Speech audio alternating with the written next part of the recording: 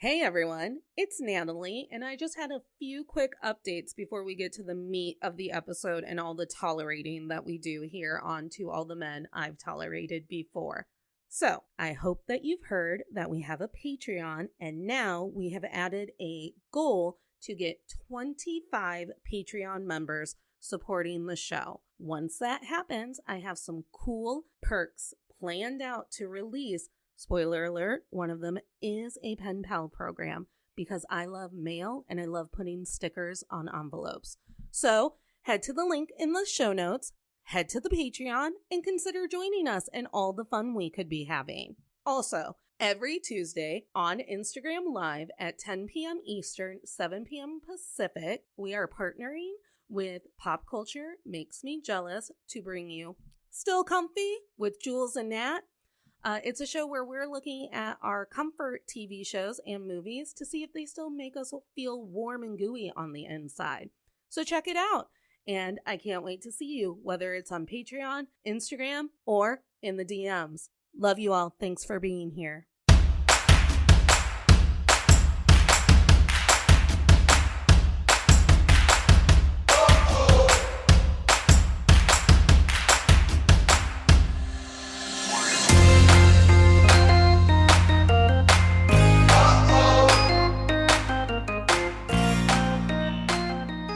Hey, tolerators. This is To All the Men I've Tolerated Before with Natalie Katona, the show where my guest and I chat about how misogyny really wants women to not make money, ever, at all, because then we'd be powerful, and what would they do?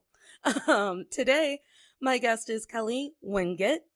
Kelly is a financial entrepreneur and founder of Dallas-based private equity company, Alternative Wealth Partners. She's going to give me some insights on why wealth investment is a boys' club and all the other boys' clubs she's been forced to shake up.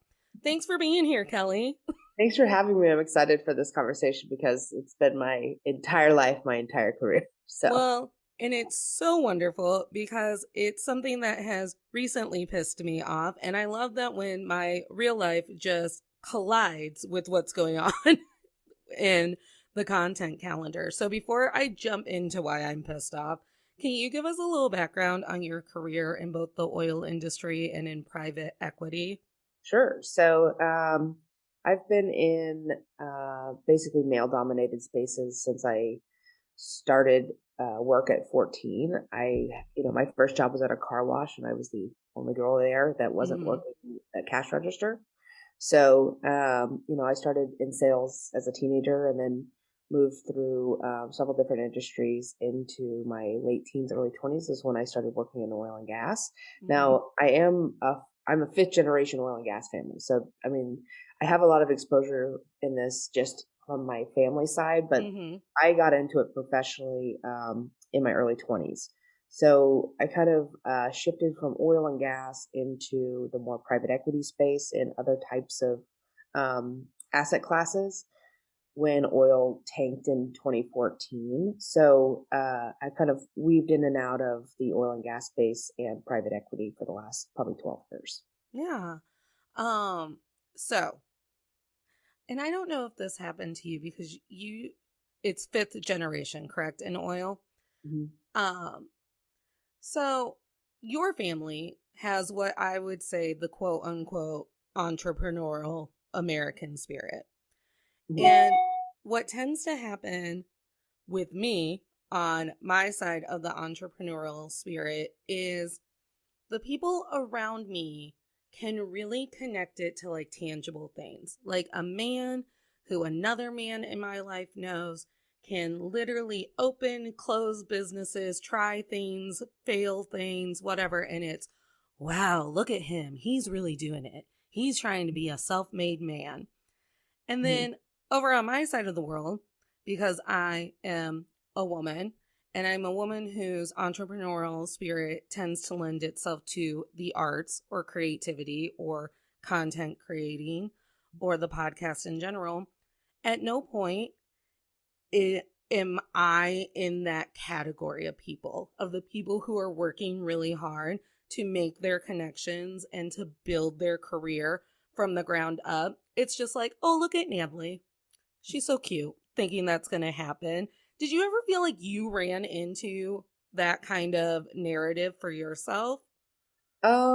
I think that I am fortunate enough that, my entrepreneurial support came from my mother more than my father. Mm-hmm. So, not that my father wasn't also an entrepreneur, but uh, the support mostly came from my mother's side of the family. So I saw really strong, boss women working all the time. So I kind of walked into the working world with that ideology. Mm-hmm. So I just kind of, which is fortunate for me. Not a lot of people don't get to experience like the whimsical, uh, I guess, like delusion that I belong no matter what. And Yeah. this is what men have, right? So Mm-hmm. men wake up every single day thinking that they are great Yep. with uh, no experience or validation of that, and they don't need it, and No. that's fine, and that's good for them. And I think that we should maybe take a page out of their playbook and have the same level of maybe confidence and lack of humility, Mm-hmm. um, especially when you're in the entrepreneurial space. And that doesn't really matter what industry you're in, because confidence is respected, right? Mm-hmm. And this is kind of where we have the disadvantage to most men, because they really do walk around like peacocks all the time, All the right? time. All the time. So, you have to kind of like give them that one, but we should start to own that energy ourselves. And so I have had that since the beginning of time. Mm-hmm. And I think that I will credit that as far as my success in the different industries that I've worked in. Well, I love that it's also credited to your mother because all of the memories I have of the strong women in my life, it's because they kept all of our other asses together. It's like they were strong, but their strength came in examples of, well, someone dropped the ball and my Mhm. mom or my aunt or my grandmother swooped in and went, well, this is how you live and not live a life of bullshit. And then they would reorganize Right. everything, snatch someone's kid and be like, you can have this kid back when you can get your shit together. Like anything and everything like that. And then I feel like I very much grew up with this mindset that like women fall into jobs, they don't create jobs. And it happened when I was working in theater, the peacock syndrome, where I would be called upon as a person who would present myself as a theater lover and very enthusiastic about our work and wanting to learn more. And I was immediately like shut down by my higher up for being like nosy. Like, well, why are you always in someone's business? And I'm like, well, I was just helping with press because I was asked. And it's like, okay, but could you just stay in your lane and stay small? And it's this idea that anytime a woman is presenting as confidently as a man, when I just don't find it very often that it is given the respect of a man who will just go through either Indeed or Tinder and just say yes to everything and then decide whether or not it's a Yes. shot for him. Mhm. And oh, I had something. And I think that leads into your when you were working in in finances and private equity and you would get the don't pitch the bitch if the wife picked up on the phone because it's like Right. women don't know what to do with their money, let alone their career. Right. So, this is something that's like resonated with me, right? It's from a movie, and it was like this phrase that was being tossed around these boiler rooms, right? Mhm. These sales rooms, these brokerage rooms, things like this. And so, you'd want to get a man on the phone because they can like themselves up, you Yeah. know. And that was the sales tactic of the '80s, right? And when you got a woman on the phone, that didn't work. So up came this phrase, "Don't pitch the bitch," right? It's like, oh, the bitch answers the phone. She's just gonna like kill the deal. She doesn't understand. She's just like not gonna listen. All these things. But I've been in sales since I was 14, Mhm. and I've worked with all types of people, all ages of people, all sexes of people. And, you know, granted, I am also a woman, so maybe that is why I have better success closing deals with women. But it was always when you got to the end of the line on a sales call Mm-hmm. and somebody had to write a check, it was not the man. You know, they don't know what bank they're at. They don't know where the checkbook is. They have to check with their wife, you Mm-hmm. know. And so whenever I would hear this being said in these sales rooms, I would be like, I don't understand, because if you don't include both of them on the phone call, Right. it takes both. And you're gonna lose the deal either way. And it's not because the woman is a woman. It's because the woman is actually making all the financial decisions Right. for the household. And you're seeing a huge shift in this. So I've been in this for 12 years, right? And so it used to be that it really was segregated. Like Mm-hmm. men handled the investments, the women handled the budgeting, right? Yeah. And probably in the last like 5 years or so, um, women are becoming more and more involved with the investment side.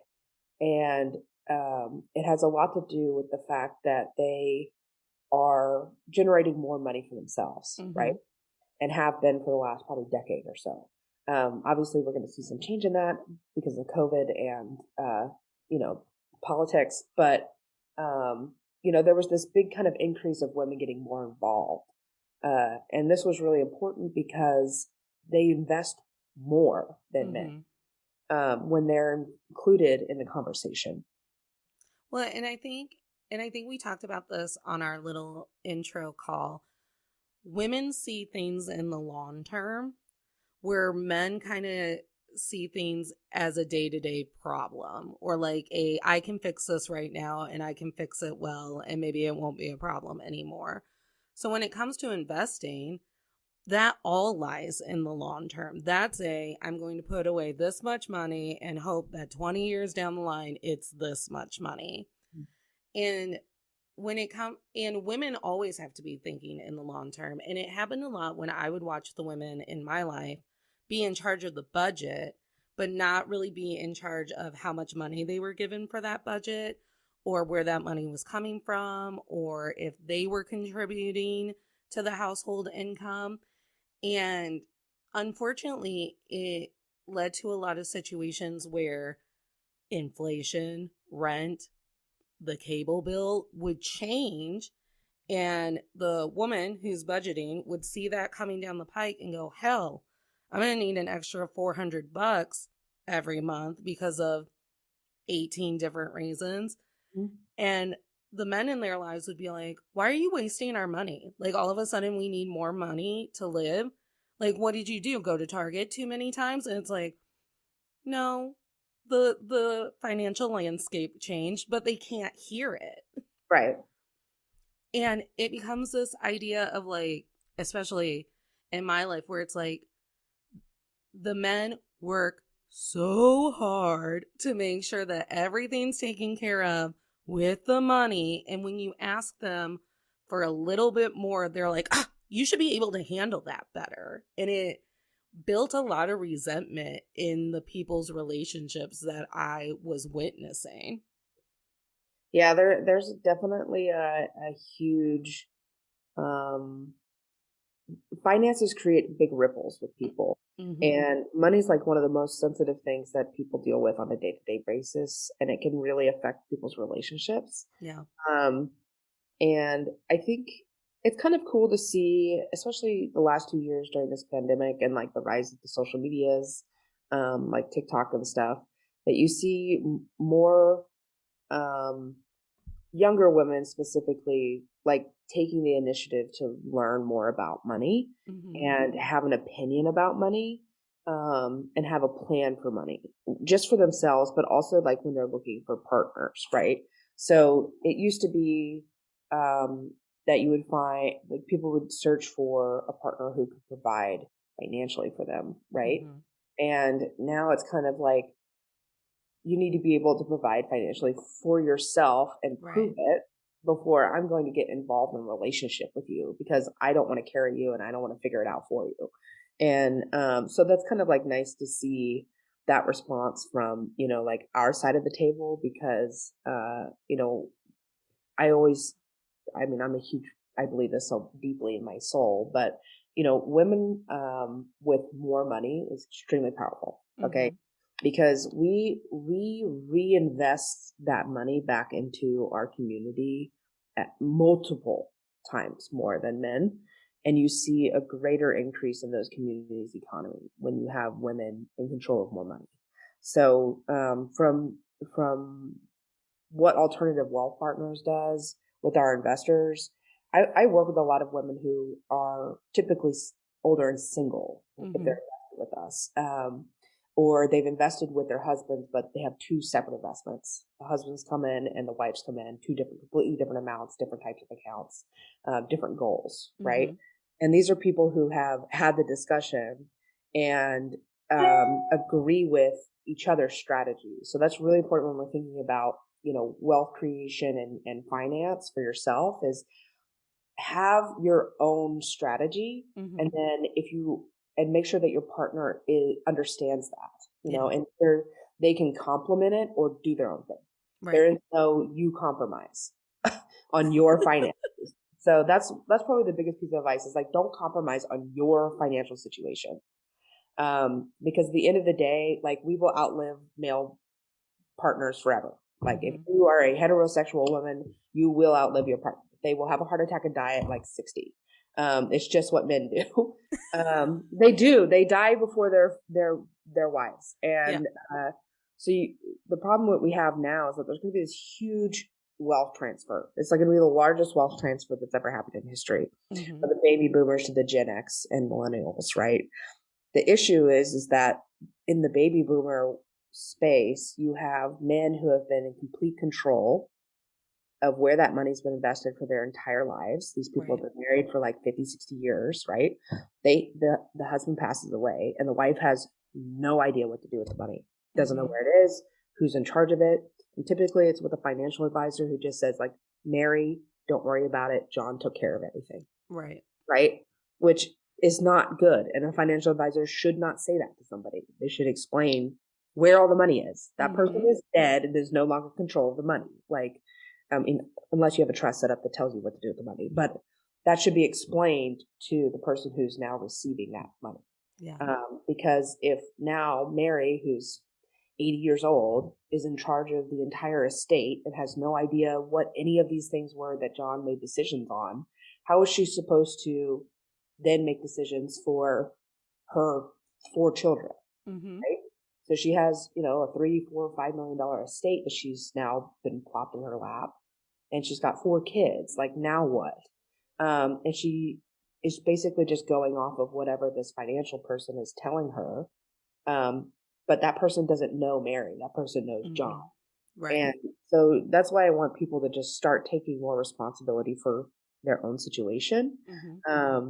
Even if they are in a partnership of some sort. Like, just have ownership of your own strategy, because at the end of the day, it will be just you. It feels very purposeful when, you end up with an estate and no one's telling you what you should be doing with that. Or to hear that, like, a person who has died in my life is like taking care of it from the grave. I'm like, no, my grandma Peck really tries to remind me how I'm supposed to behave from beyond the grave, and I just don't listen. I also don't think I'll listen to Bob from beyond the grave on what I should be doing with this money that I have now. And it just feels like for so long we've had a lack of education across the board when it comes to finances. Like, I took economics in high school, but for the longest time when I was teaching 4th grade, I would look at the word economics and not even know how to pronounce it. It's something about economy and economics and how they're the same word and yet they're pronounced differently that really kicks in my childhood stutter. But it's like you take one class and they're like, there's money out there and you should be making it. And you're like, cool. And they're like, and if you go to college, you'll make more of it. But spoiler alert, we're also going to tie you to some papers that say that you owe us all the money that you're making after you're in college. And I very much feel like I've just been bumbling and crossing my fingers and going, I'm hoping that I'm doing this right. Mm-hmm. Yeah, I think that you are not alone in that. And the internet is an amazing thing. It's a wonderful thing and a terrible thing all at the same time, right? Because you have access to so much information, but the people that can contribute information to that pool is everyone. So you have to do a lot of research, and you just have to commit to like doing it, which can be really overwhelming for a lot of people. But there is non-biased information if you stay, on the research side instead of like the advisory side. Like just make sure that when you're looking up terms or you're looking up types of investments that you can get involved in, just like be aware of the source, right? How many ads are on the page? How many affiliate links are there? Like these types of things, just be aware because the motivation is going to come from whoever's paying that person. Yeah. And so find somebody who you are paying to serve you, and they will give you the best information because you're who's paying them. Now, if they're giving you free advice, somebody else is paying them, and that's the advice you're going to get. And that's right. So just, just be conscious. Due diligence is, can be frustrating, but necessary. And you just have to do it. Sucks, but you do. It turns out that we do, in fact, have to do it all. When I sit there and go, I don't want to learn one more thing, and they're like, well, someone has to, so it's got to be you. When you were sitting in rooms trying to educate people that, it's one thing to talk to a man, but that man doesn't even know how to fill out a check, let alone get you this money that you're asking him to get you. I mean, I know men who don't know their own debit card pins and haven't, why would I know that? I go, well, because one day you might need to go to an ATM. And I've had men in my life borrow cash off of me because they can't get their own cash. and they're like, I don't even know my PIN. How is this supposed to work? Were you getting a lot of pushback in trying to make people realize that hey, every adult in that situation needs to be at the table talking about this because they each play a different role when it comes to money? Yes. Yeah. I mean, I didn't, I got more pushback from the other people on the sales side than I did the actual investors. And that was always kind of my biggest, what is happening kind of feeling, which is why ultimately you just have to work for yourself because there was always that difference of opinion for people that I was raising capital for. It was like, why do I need to do it this way if this is successful? I just don't want to keep pushing that narrative of not speaking to everyone who's in the household. So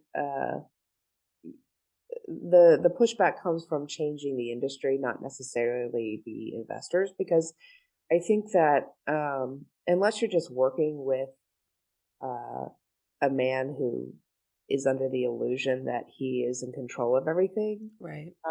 Most men are like, oh yeah, I didn't realize that. Yeah, maybe I should have her on the phone, or that's great that you can accommodate both of us, our schedule or whatever. So most people that are in the high net worth area are more open to that than people that are kind of struggling that in between, because you don't have a really rich man without the woman who made him that way, right?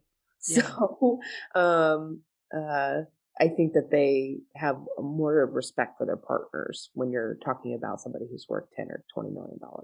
That's amazing. I'm glad to hear that. It's amazing when it comes to sales, how we're still so very much red and blue about these are the market for cleaning supplies, and we will only ever try to sell to them cleaning supplies or a makeup brand or a new type of clothing. Maybe we can bring back low-rise jeans, don't you dare. Like, and then it's like, and then over here we have this market, and that market likes movies, and that market likes explosions in those movies, and cars and money.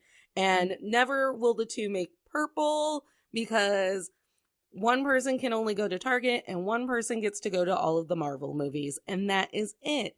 And it's not even a gender thing. We do that with across races. We don't believe that they're an equitable market to make money. And then Black Panther tried to prove them wrong, and they're like, no, that was just a one-off. Wasn't that weird?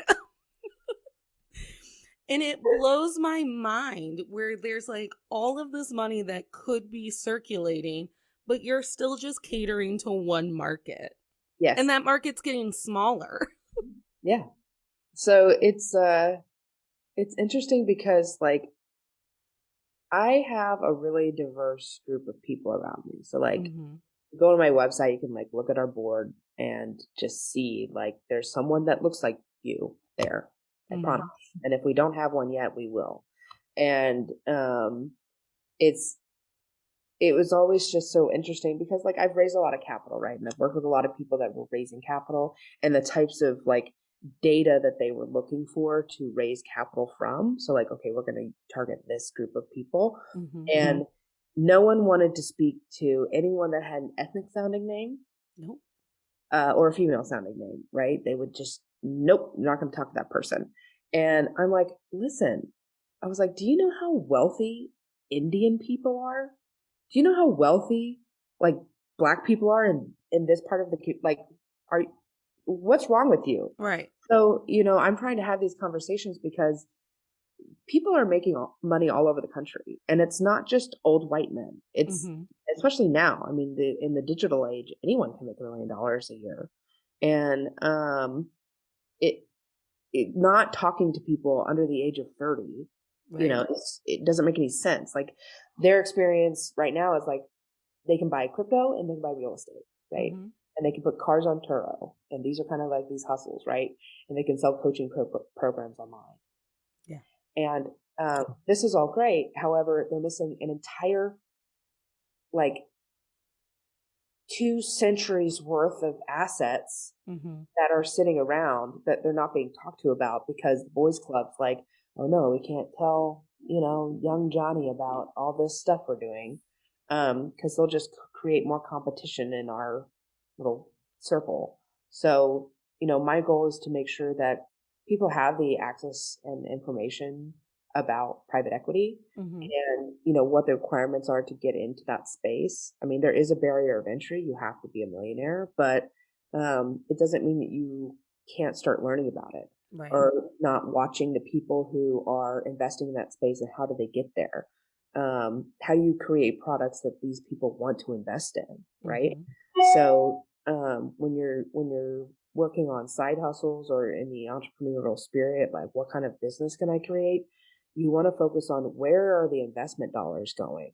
And the investment dollars, from the individual and angel investors or the small private equity companies like us, what solutions are we funding? And can you create a product that will get money from us? Because this is how we're going to rebuild a lot of everything that's like happened over the last 2.5 years. Is going to be from private funding. It's not going to be the banks. It's not going to be the government. They don't have any money. It's all just been sitting on the sidelines doing nothing, and waiting for opportunity. And it's going to be the next generation who creates that, but they have to know how to access it and play the game.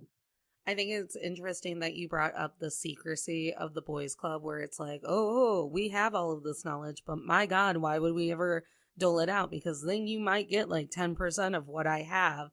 And when it boils down to it, like money is their power. And then the secrecy is like the guard of that power. Right. So what happens to the patriarchy and misogyny once women, the queer community, or people of color get access to funding? What happens? Well, yeah. I think there's more money to be made, right? So the thing is that there's been this creation of what people or what these investors think private equity looks like. and the type of deals that get funded are just like within their network. Mm-hmm. And it's going to take a lot of time and a lot of money to stir this up because, I mean, even us, like we have a $50 million fund, right? And for most people, $50 million is a lot of money. It's a Mm-hmm. lot of money. However, for some family offices, which are just individuals who are worth a lot of money, their minimum check size, like the minimum that they can invest in something, is like 25 to $50 million. So they won't even look at a deal unless it is that size. And that's Right. their minimum. And that's something they literally like throw money away at. As long as it returns like 4%, they're like, cool, because they have over $1 billion. Yeah. And as long as they don't lose their $1 billion, they literally don't care. At that point, they've just reached a level of wealth that they just can't be stopped, right? Mm-hmm. So you have to start creating networks and products and investment opportunities to like start slowly pulling that money into our communities, right? Yeah. And which is why I started what I do now, right? Mm-hmm. Because I was in those family offices, I was Yeah. watching what they were investing in, and I was like, we have to move it over here. But somebody who is over here, the things that we're investing in, can't get into those rooms. Mm-hmm. So I create this kind of bridge thing where I create the product that the family office wants, and I get the money into the hands of the people that need it the most. Yeah. And it's going to be your small business, your minority owners, and your struggling industries, right? That's what I focus on. And I think that's an important point too, that, there's always more money to be made, because I think that the people who are being so secretive believe the exact opposite, that like money is a pizza. And if you get a piece of pizza, that means that in 3 days, I might not have leftover pizza. And then what would I do? There's such a scarcity complex when it comes to, especially in my own head, when it comes to money, like any kind of big ding to money. And I'm like, I'm Joe Tiger off of Tiger King being like, I'm never going to financially recover from that, shopping binge that I went on because I needed new bras. Like, Mm-hmm. I'm never financially recovering from it. And even the people with millions or billions believe that too, that it's like, well, once it's gone, it's gone. And Mm-hmm. then who even knows where it is? And it's like, well, you should know where it is, number one. And number two, like, haven't you also been telling me since the dawn of time, you can't make money unless you're spending money? So why not spread it out? And then if we're all making money, I think that economy would start kicking up for all of us again. Right. So there's definitely a separation between um the people who have high net worth on paper Mm-hmm. and high net worth in assets, right? Yeah. Like actual tangible like liquidity, right? That at any moment that they can write any size check for anything. And these two people invest very differently. Yeah. And you saw that just recently with Elon Musk pulling out of this Twitter deal, right? Yeah. And I'm sure he'll come up with all sorts of reasons why this deal didn't go through, but in all honesty, he just didn't have the money, Right. right? There's no way that he had the liquidity to buy Twitter, Yeah. and no one was going to give it to him because they were all like, you're fucking crazy. Mm-hmm. And it's because he woke up one day and was like, I'm offended I'm so and mad. I'm just going to buy this company. And it's like, Mm-hmm. Women just need to wake up one day and be like, well, I'm just going to do this and I Because I'm will mad. and no one will do anything about it if I back out. And there will be no consequences to my actions. And now this is a terrible society to live in, but, and I think that we would have it under control, but Yeah. kind of have that mentality of like, there's not a black hole that I'm going to fall into from this, Mm-hmm. experience, right? Um, Even if you fail, you eventually hit something and then have to get back up, right? You're not just Yeah. going to continue to fall into the failure black hole. And I think that some women struggle with that when it Mm-hmm. comes to um, every part of our lives, I suppose. But that mentality is like, that guy is worth hundreds of billions of dollars, right? Mm-hmm. That's a very different investing mentality than somebody who is worth maybe a few $1 billion, but they have half of that in cash, Yeah. or they have half of that in real estate, Mm-hmm. or any type of tangible asset that's doing cash flow and stuff. Elon Musk has two. I don't even know what to call Tesla. I guess it would be a car company, but mostly a technology company, but Mm-hmm. also an energy company. Yeah. Um, like it's just this entity that does a bunch of stuff, and then SpaceX is his like space play program. Right. His playground in the stars. Yeah, so like this is very different than like a company like ExxonMobil, right? Mm-hmm. Where they're like going out and like producing a utility, Yeah. a commodity, selling it, and generating cash flow for their investors. All the people involved in um, Exxon and the people that even own the oil and gas, like we do, right? So like Exxon has to pay us, Yeah. and then we pay like Exxon sells their stuff and pays the shareholders. But like there's a tangible asset there. There's something that's like a real thing that is like creating money for people. Um, so two very different things and two very different um, companies with very different balance sheets. Right. Maybe someone should have called Elon Musk frivolous. Maybe they should have been like, well, if you wanted to say whatever you wanted on Twitter, you should have taken one less trip up to space, young man. Well, we'll see. I'm so interested to see like how this all plays out. But it was definitely when it the news first hit, I was just Oh, like, yeah. he's a crazy person. Right. He's an egomaniac. And he's like, but I want to be racist on Twitter. And I think that the racists deserve respect too. And it's like, you're the only guy publicly taking this route right now. Like, yeah, yeah. let's protect the violent supremacists. Okay. Well, you have to like people also need to understand where they came from. Like Mm-hmm. Elon Musk's wealth is generations deep, right? Mm-hmm. So he didn't just like create all this stuff on his own. He like played around in the playground Yeah. and was supported financially on all his crazy ideas, and then eventually convinced enough crazy other people to believe in him. Yeah. So Well, and it's such a hypocritical stance because here I am, not a millionaire. How dare the universe?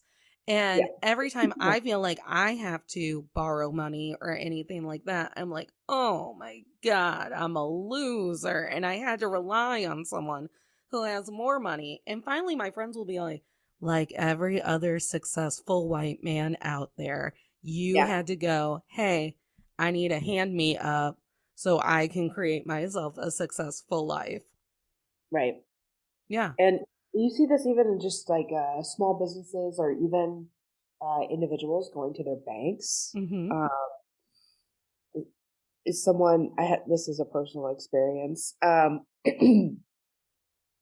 When I was purchasing this the house that I'm currently in, the loan officer and I were going back and forth because I've been self-employed for a very long time. And so if you've ever bought a house, your primary residence as a self-employed person, this can always be quite the bitch. So I'm going back and forth with the loan officer, making sure that like, here's all the access to my financials. Mm-hmm. Like here's like a decade's worth of bank statements. Here's a letter of explanation for every penny that I've ever spent and like gotten into a bank account. And um, it was really insane. So the loan officer is telling me like, I don't know why they're um, going through this with you because I just did a loan like a month ago with this guy that had been working at Staples and then submitted a offer letter for some toy manufacturer for like $130,000 a year, but it started in 3 months Mm-hmm. and they gave him a $400,000 house. And I was like, what? He was like, he was making $30,000 a year. Yeah, at Staples. at Staples as a sales associate, and then just gave them an offer letter of probably a made up company Right. for Probably 130. the same people who thought that Elon Musk could buy Twitter. Right, And right. And then was given a $500,000 house. So I'm like, and I have to prove, you know, everything, including Mhm. the change in my car. And so my loan officer was a black man. So, we obviously were going back and forth about this stuff. And he was like, it literally is a unremarkable white man. That was the only difference. And Yeah. so now I call people unremarkable white men. Whenever, whenever a situation like that Yeah. happens, No, not, seriously. not, not all white men are unremarkable. But a But lot of them are. they are the ones that are getting like the least pushback from all of the financial institutions. Um, and that's going to create a problem because guess what? Who's going to not pay his mortgage? Yeah. And the thing is like no one ever questions why white men have money. They're like, "Oh, that makes sense. Good for Yeah. you." But money is also a very volatile thing in the year 2022. Sometimes we have it and sometimes we do not. Yeah. Welcome to COVID. Yeah. So to think about, especially self-employed people, that your financials are going to stay stagnant and the same for a decade so the bank can go, "Oh, look at you, you do have money," is it feels very archaic to me. It just feels like no one is truly understanding. I guess I would call it influencer culture, where it's like, well, she was doing a really great job selling like skincare, but then she tried her hand at like squishmallows and the kids didn't like her selling the squishmallows, so she didn't make as much money. Yeah. They, the biggest thing that I dealt with was like, them going, well, there's just a really big difference between your 2020 income and your 2021 income. I'm like, I wonder why. I And wonder they're if like, there was could a you just, could you just explain like maybe why there's this like big increase? And I was like, well, I could think of one thing, a pandemic, right. I'll just gesture like vaguely this, around like us. 6 months of 2020 was people unsure of what was happening, and Right. especially the economy literally stopped globally. Um, so I don't know, and people were dying, and Hmm. especially the people that I work with were dying. Yeah. I'm working with like 65-plus-year-old people. I believe the world was in, what do we call it? A crisis? I Yeah. don't.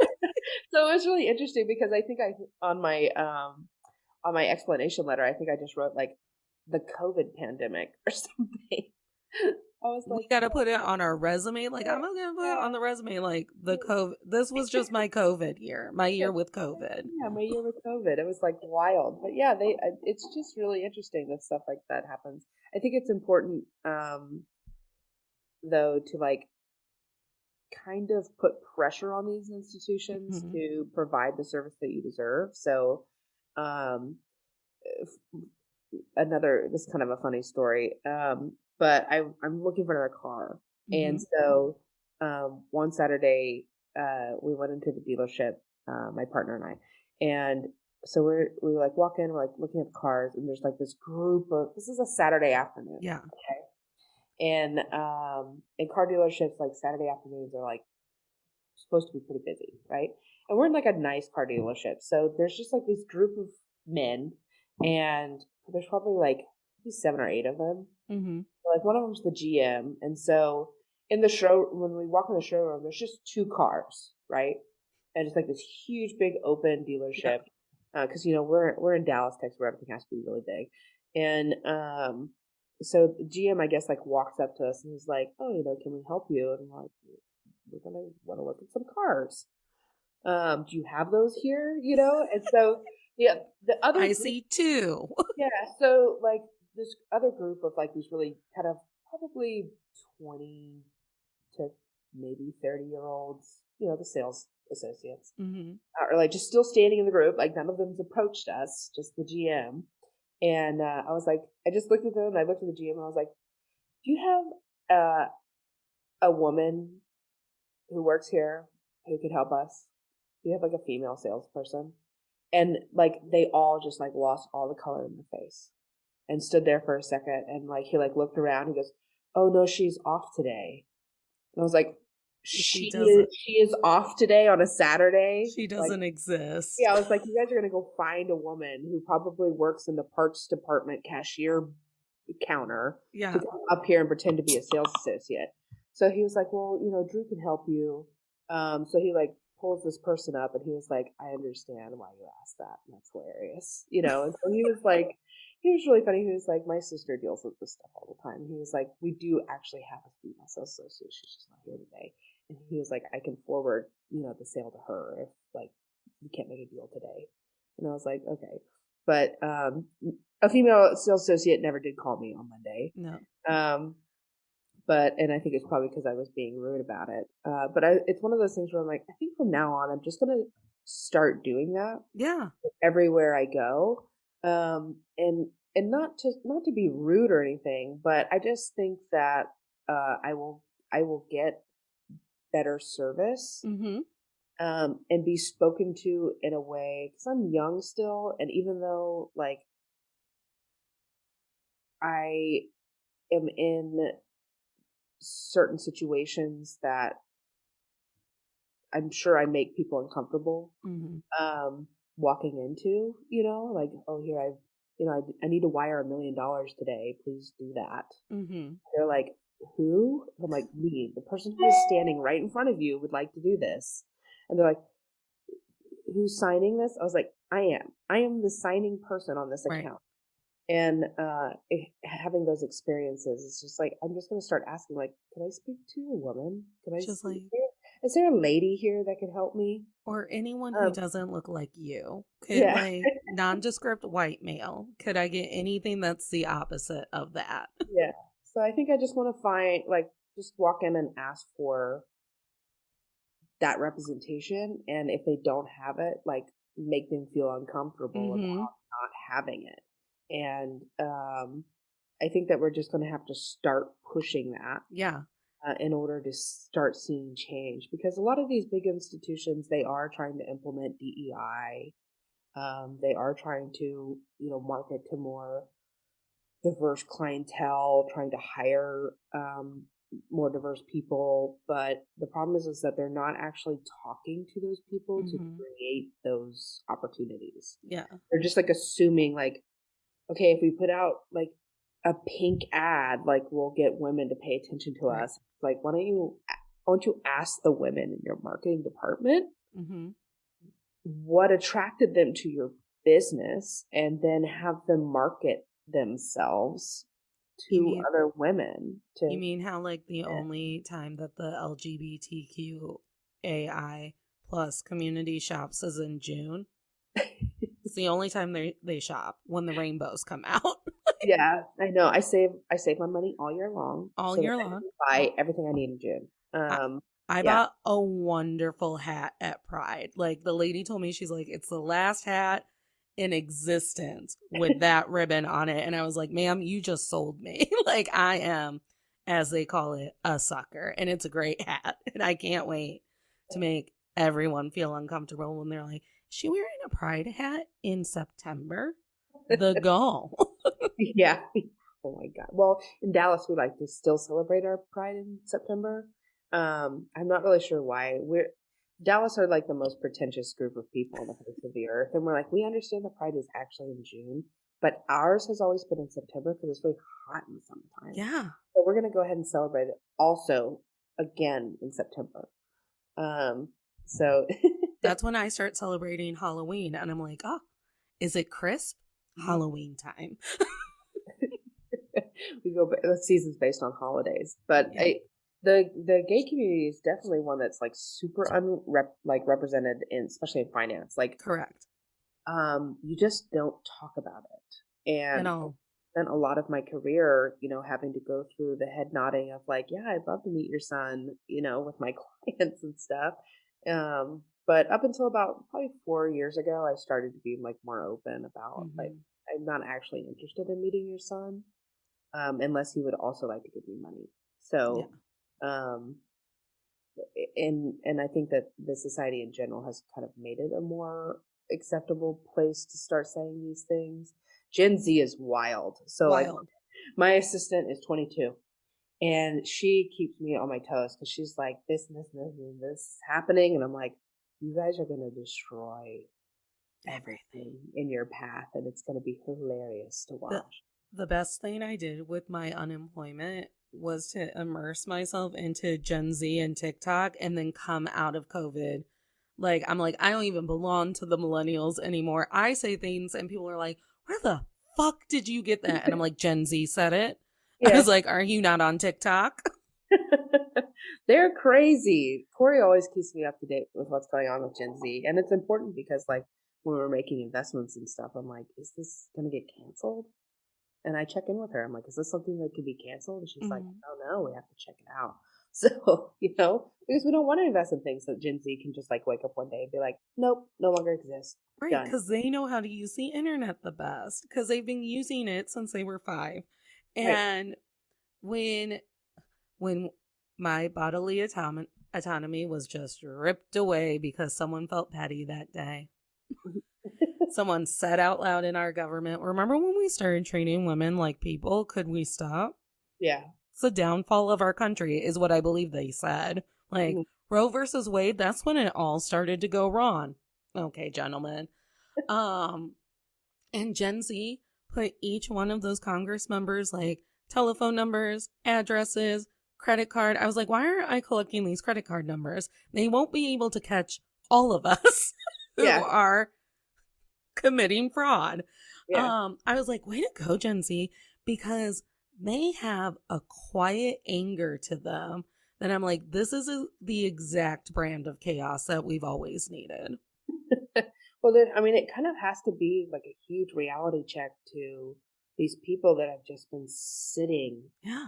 in positions for decades. And it's Mm-hmm. like, if you're going to remove 52% of the population from the economy, Mm-hmm. like, good luck to you. Yeah. And so, I mean, I talked about this on a different interview, but we just have to start creating the businesses for ourselves. Like, women need to open a bank, women need to open their own car dealership, women need to Mm-hmm. have their own, whatever, that are typically male owned and male run and male supported businesses, Yeah. and just create our own and talk about this in every single community. There should be black banks, there should be gay banks, like all of these. I don't know about a gay bank, but it's crazy. But like, these things that are created and owned and run by Yeah. people that are in the communities in which they serve. People who you don't have to walk up to the counter and explain who you are immediately. Little lady, where's your husband? Well, I don't want one. Yeah. So now what do you got? And then they're just Right. like staring at you. Right. I didn't want one. Right. The ones that approached me were, what was the phrase that you used? Ir- unremarkable. Unremarkable. Yeah. Unremarkable. Unremarkable. The men who approached me and were like, maybe I'll marry you were unremarkable. And I said, no, thank you. And haven't changed my mind since. Or Yeah. any, like, where's the woman who's going to talk to me about things that I care about when it comes to my vehicle or my home, or my money or anything? Just like someone who has a baseline of what my values are. Right. And I think that comes from also us putting in the effort to do it, right? Mm-hmm. Because we're out there. Like, here I am. I'm a gay female fund manager. Yeah. So you're looking for private investments and want to work with a woman, like, we are here. Mm-hmm. There are a lot of female financial advisors and RIAs and wealth managers and estate attorneys, divorce attorneys. Just, I mean, we're an early investor in Ellevest, which is a female founded and created financial literacy tool, Mm-hmm. an investing platform where all their algorithms are built on the fact that you're a woman because they were created by women. So you have to make the effort to go out and find those things, Mm-hmm. also be those things. So don't just settle for the fact that, like, well, this is the State Farm insurance guy in my neighborhood. So Yeah. it's what I'll use. Like, no, just Google Just someone else. just literally either build it or find it. Right. We had a recent episode about gatekeeping within the gaming community and geek culture in general. And my friend who was on it, she was so overwhelmed by the amount of TikToks that she was stitching, replying to, being tagged in about women who were not having a good time at their gaming table. So she was like, I can't run 52 games, but I can create a Discord that has no cis male presence. And it's like, and we will play together. Because if that's the issue, we need to just remove them from our gaming space, then we will. Yeah. That's exactly. Yeah. And you can do that in the real world too. Yeah. All right. We have two traditions onto all the men I've tolerated before. We have to take these heavy topics that we talk about, like money and why women haven't always been respected enough to wield it. And we have to talk about the message that we want to pass on, the overlapping lesson that you've learned. And then we'll manifest some positivity into the future and what we're hoping happens next. Okay. So what do you think has been, if you could pass on one thing to the generations about your experiences, what's been your lesson? The rooms are going to be hard to get into, but once you get in there, find somebody who like can help you, because there are a lot of men make it very hard to be in those industries, but there are people that do understand and want you to be there and can get past whatever blockade they have and having you share their space. And I was fortunate to have those people and mentors in my lifetime. So, find that person quickly. Yeah. The faster you can find that person, the faster you'll grow. And you have to just lean on that. You don't have to do it by yourself. It's not like me against the world. Find allies and, do your thing. And I think what I would resoundingly say across the board is we don't have to take it all at face value. Just because your father, your grandfather, your uncle put some guy named Bill in front of you and was like, good news, Bill knows about our money, doesn't mean that you have to believe everything that Bill says. I just saw the Elvis movie and I was like, Elvis, you shouldn't have believed one word that Colonel guy said. So if it's a red flag, it's a red flag. Lean into it. Absolutely. Just start taking ownership of your decision making skills. You have them and it's okay. Yeah. Like don't let people make decisions for you. Yeah. It is your job and you can do it. You can. What are you hoping for in the future when it comes to women and financing and private equity? I hope to see more female founders get more money. Right now, I think we sit around 2% of the private equity money gets sent to our deals. And that includes just women founders in businesses and in like fund management. There's not very many of us. And so I hope to see more representation from the big companies into these more diverse funds. Yeah. Because they know where to put the money. Like exactly.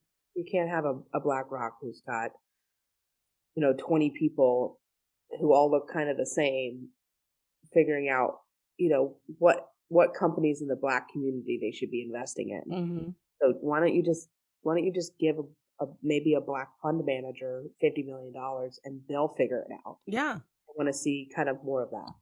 Yeah. My whole thing is we can't know everything, so reach out to the people who do. Right. Exactly. I think I would love it.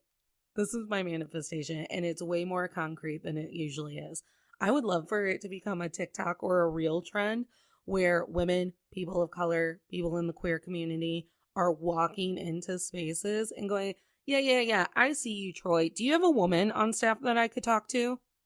And then just film the reactions of the fragile white man that you just said that you didn't want around. Yeah. I think that'd be funny. And Gen Z will do it. Yeah, that's your call to action, Gen Z. Please make it a TikTok trend of like, I mean, and do it everywhere. Like your barista at Starbucks, your waiter, the person, like just be like, do you have a woman who could actually tell me about the shoes you're trying to sell me? Yeah. Yes. It would make, I mean, it would make such an impact if people actually started to see it trending, because as we know, that's where we live now. It has to be trending to be meaningful. Ask for your representation, because if you go into a store as a minority and you you immediately don't feel comfortable there At all. And I feel that way, even though like I've been around money my entire life. Okay. And I when I go to like speaking events or I'm doing talks or something, I have like custom suits, right? Yeah. These are the things that like I've invested in for myself because when you look and feel good, like people connect to that, right? Yeah. It's good energy to carry around.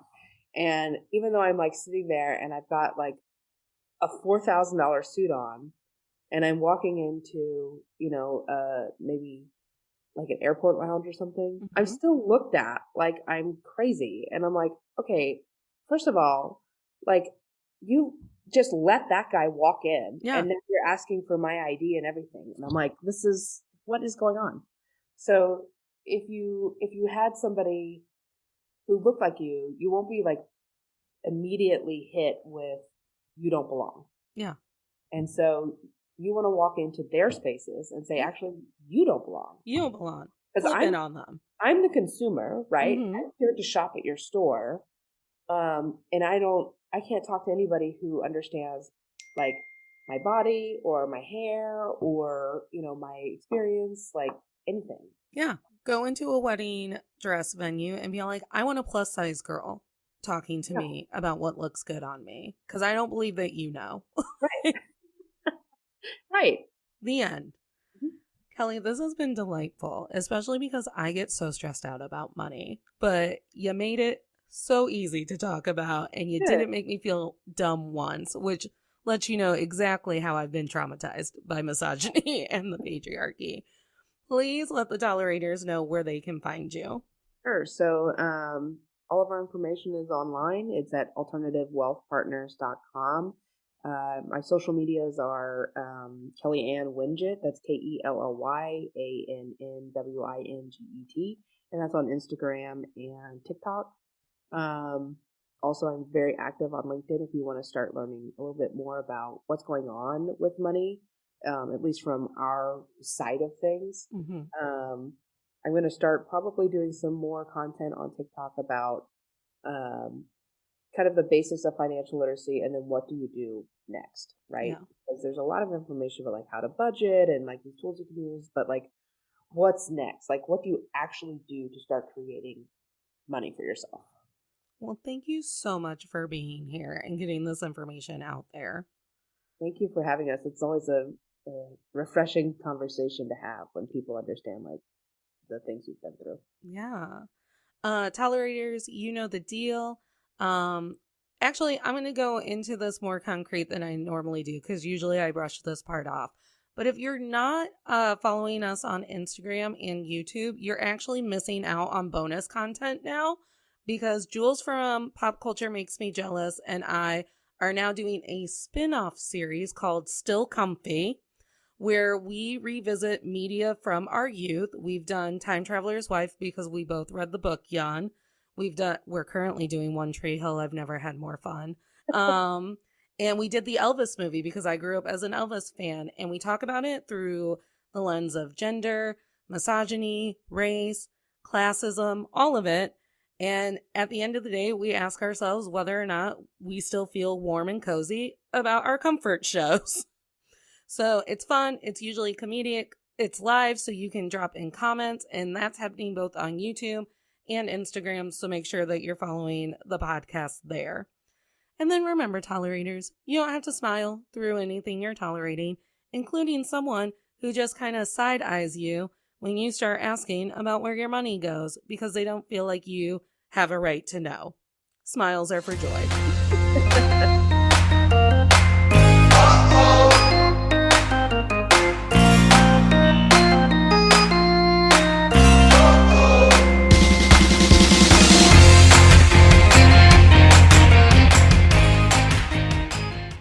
everyone, it's Natalie, and I'm just here real quick to tell you that To All the Men I've Tolerated Before officially has merchandise. So if you're looking for a really great way to support the show and get our name out there so everyone can be on Team Tolerator, consider following the link in our show notes or in the bio of our Instagram at Men I've Tolerated Pod so you can buy one of our title tees or see some of our holiday lines like our feminist spooky line that includes t-shirts like Misogyny is Monstrous or My Past Relationships Still Haunt Me with a beautiful haunted house on it. Happy spooky season, have a great day, and go shopping and treat yourself. You deserve it.